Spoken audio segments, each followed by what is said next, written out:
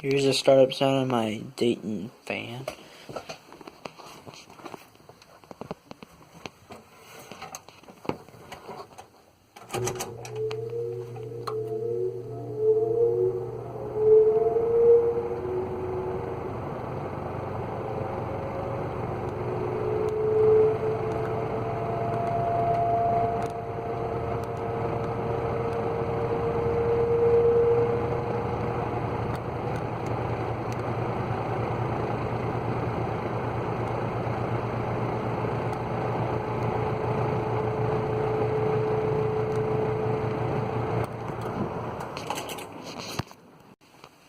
Now from medium.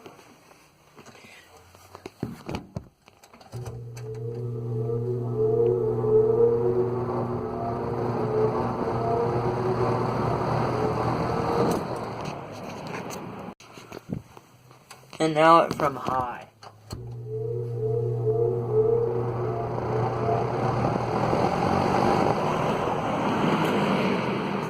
Thank you for watching my video, and that was my startup sound of my Dayton box fan.